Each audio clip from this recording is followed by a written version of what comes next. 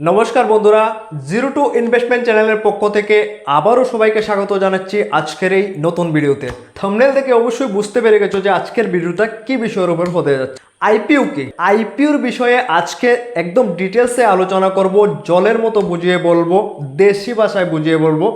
IPO নিয়ে আজকের পর থেকে আপনার মনে কোনো ডাউট থাকবে না, এটা আমি আপনাকে বলে দিচ্ছি। সেকেন্ড, আমরা যে বিষয়টা আলোচনা করব, কেন সবাই আইপিও পায় না, সত্যি কি আইপিও লাভজনক, আর যদি হয় তবে আইপিও নেওয়ার আগে কি কি বিষয়ের উপর নজর দেওয়া খুব জরুরি, এই চারটা বিষয়ের উপর আলোচনা করব। টোটালি আইপিওর এ টু জেড সব কিছু আজকের এই ভিডিওতে খুলে বলবো, ঠিক আছে? তো সবচেয়ে প্রথমে যে বিষয়টা দেখব, আইপিও জিনিসটা কি। আইপিওর full form initial public offering, এই নামের মধ্যেই লুকিয়ে আছে সবটা। যখন কোনো কোম্পানি প্রথমবার, ঠিক আছে, সাধারণ মানুষের কাছে নিজের শেয়ার বিক্রি করে ব্যবসার জন্য, টাকা সংগ্রহ করার জন্য, সেটাকে আইপিও বলা হয়।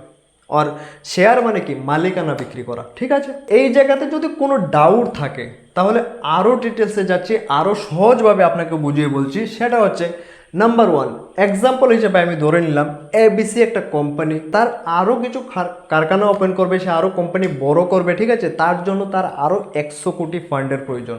এখন সে কি করবে? দুটা রাস্তা আছে, ব্যাংক থেকে ঋণ নেওয়া, লোন নেওয়া। আর 2 নম্বরটা হচ্ছে কি, সাধারণ মানুষের কাছে শেয়ার, কোম্পানির শেয়ার বিক্রি করা, ঠিক আছে? ব্যাংক থেকে যদি ঋণ নেওয়া হয়, লোন নেওয়া হয়, কোম্পানি লসে যাক প্রফিটে যাক কিছু যায় আসে না, ব্যাংককে ইএমআই দিতে হবে, ব্যাংক আপনার থেকে ইন্টারেস্ট নেবে, ঠিক আছে? কিন্তু যদি সাধারণ মানুষের কাছে শেয়ার বিক্রি করা হয়, শেয়ার বিক্রি করা মানে কি, মালিকানা বিক্রি করা হচ্ছে। তার মানে যদি কোম্পানির লস হয় আপনারও লস হবে, যদি প্রফিট হয় আপনিও প্রফিট পাবেন, ঠিক আছে? আপনার কোনো কমপ্লেন থাকতে পারবে না কেন, কারণ আপনি নিজেও মালিক, ছোট্ট অংশের হলেও আপনি মালিক, ঠিক আছে? তো এই বিষয়ে কোম্পানির কোনো রিস্ক থাকলো না, যদি লস হয় রিটার্ন দিতে হবে না কিছু। 3 নম্বর বিষয়টা হচ্ছে, এখন সাধারণ মানুষ যখন শেয়ারটা লঞ্চ, ভেবে নিলাম কোম্পানি 2 নম্বরটা চুজ করলো যে আমি কোম্পানি মার্কেটে আমি শেয়ার বিক্রি করব, ঠিক আছে? তো থার্ড স্টেপ কি হয়, সে কোম্পানি ধরুন একটা এক্সাম্পল 1 কোটি শেয়ার বিক্রি করবে। যে টোটাল শেয়ারটা আছে না, যে শেয়ারটা, যে মালিকানাটা কোম্পানি মার্কেটে ছাড়বে, তাকে 1 কোটি ভাগে বিভক্ত করে সে আইপিও হিসেবে নিয়ে আসবে বাজারে, ঠিক আছে? প্রতি শেয়ারের দাম 100 টাকা করে রাখবে, ঠিক আছে?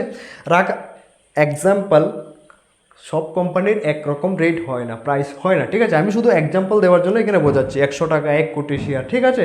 এটা জাস্ট এক্সাম্পল বুঝে নিও। আচ্ছা, এখন সাধারণ মানুষ সে শেয়ার কিনতে আবেদন করে, ঠিক আছে? আপনি করেন, আমি করি, সবাই করি, ঠিক আছে? বাকি যদি শেয়ার বিক্রি হয়ে যায়, সেই যে 1 কোটি শেয়ার, সেই শেয়ার যদি 100 টাকা দামে বিক্রি হয়ে যায়, তাহলে 1 কোটি টাকা ফান্ড এখানে আপনার হয়ে যাচ্ছে, ঠিক আছে? যা কোম্পানির ডিমান্ড ছিল, ঠিক আছে?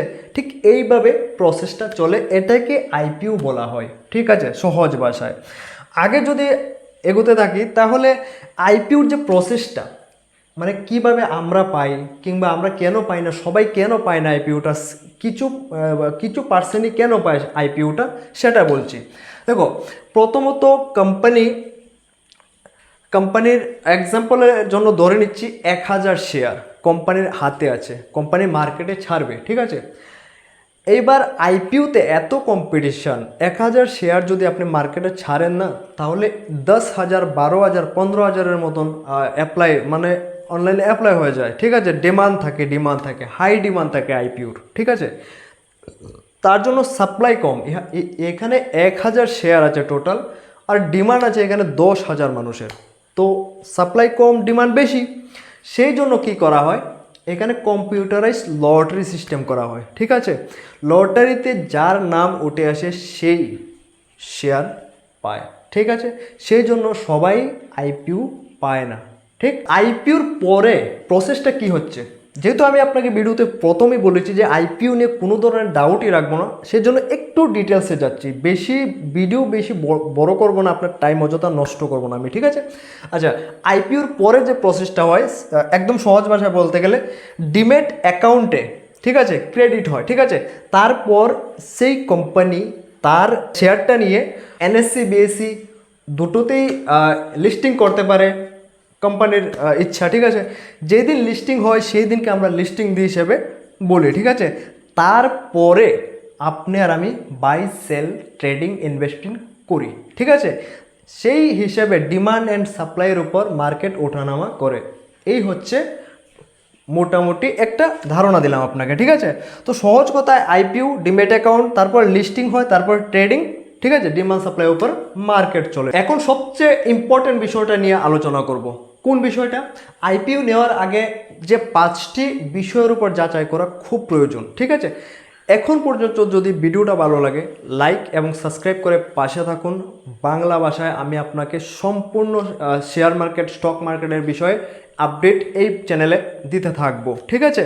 কিন্তু আপনাদের সাপোর্ট খুব প্রয়োজন। যদি ভিডিও ভালো লাগে লাইক করবেন, কমেন্ট, শেয়ার অবশ্যই করবেন। তো ফার্স্ট, কোম্পানি কি কাজ করে, ইনভেস্টমেন্টটা যে আপনি করছেন, ঠিক আছে, সে যে আপনার কাছ থেকে টাকাটা নিচ্ছে সে কাজটা কি করছে, বর্তমানে সে কি কাজ করছে, ঠিক আছে।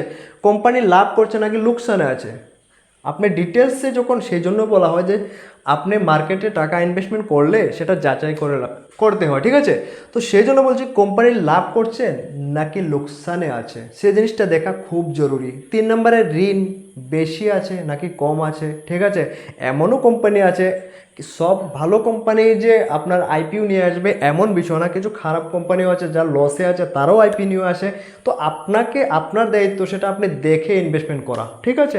তো সেটাও দেখতে হবে যে আসলে কি কোম্পানি ঋণে আছে, যদি ঋণে থাকে তাহলে প্রফিট কীভাবে হবে, ঠিক আছে। আপনার আইপিওর দাম যুক্তিসঙ্গত কিনা, ঠিক আছে, এটা 4 নম্বর পয়েন্টে আমি রেখেছি।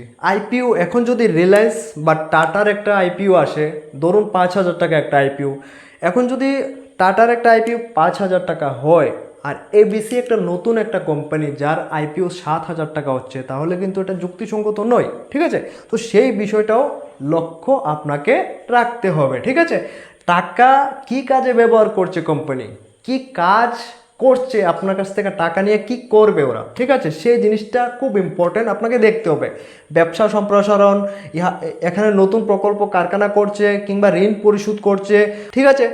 এক কথায় বলতে গেলে এখানে ভালো ব্যবসা, লাভজনক কোম্পানি, কম ঋণ, ঠিক আছে, যুক্তিসঙ্গত দাম, সঠিক ব্যবহার টাকার, এই 5টা জিনিস আপনাকে অবশ্যই দেখতে হবে। আরও ডিটেলসে গেলে আরও ভালো হয়। তবে একটা কথা মনে রাখবেন, সব সময় টাকা ইনভেস্টমেন্ট করার আগে অবশ্যই ভালোভাবে যাচাই করে নেবেন। আশা করছি ভিডিওটা আপনাদের ভালো লেগেছে। নেক্সট ভিডিও খুব তাড়াতাড়ি আসবে। যদি আপনাদের সাপোর্ট পাই তাহলে মোটিভেশনটা বাড়ে। দেখা হচ্ছে নেক্সট ভিডিওতে। সবাই ভালো থাকবেন। Good bye.